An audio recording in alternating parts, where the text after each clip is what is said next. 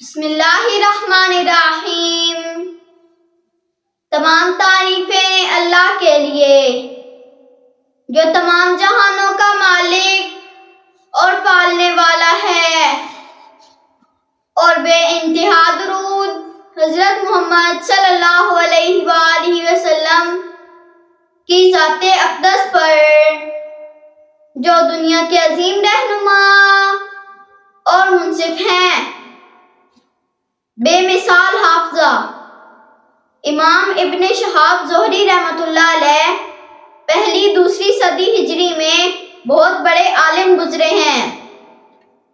انہوں نے مختلف دینی علوم رسول پاک صلی اللہ علیہ وآلہ وسلم کے بہت سے پیارے ساتھیوں صحابہ رضی اللہ تعالیٰ عنہم اور ان کے شاگردوں بزرگ تابعین سے حاصل کیے تھے۔ یوں تو ان کو دین کے سارے ہی علوم پر عبور حاصل تھا، لیکن قرآن پاک اور حدیث کے تو وہ ایسے سمندر تھے جس کا کوئی کنارہ نہ ہو۔ اللہ تعالیٰ نے انہیں بے مثال حافظہ عطا کیا تھا۔ حافظہ یادداشت کی قوت کو کہتے ہیں۔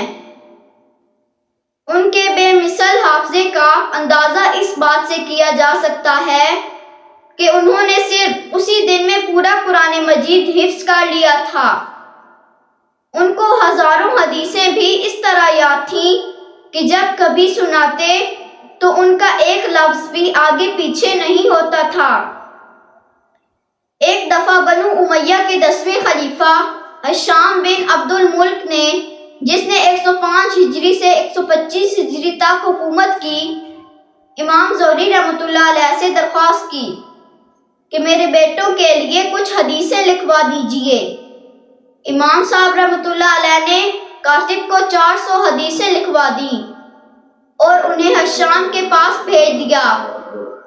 چند دن بعد خلیفہ ہشام کو ایک عجیب بات سوجھی۔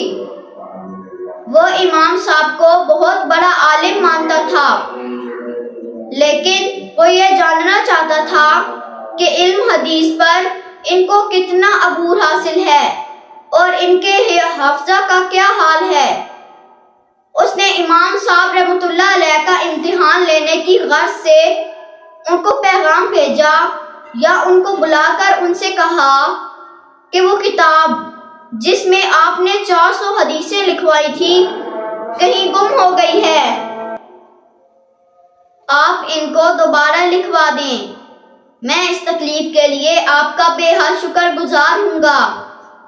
امام صاحب رحمۃ اللہ علیہ نے فرمایا، کوئی بات نہیں، میں یہ حدیثیں دوبارہ لکھوا دوں گا۔ پھر انہوں نے کاتب کو بلایا اور وہی 400 احادیث دوبارہ لکھوا کر ہشام کو بھیج دیں۔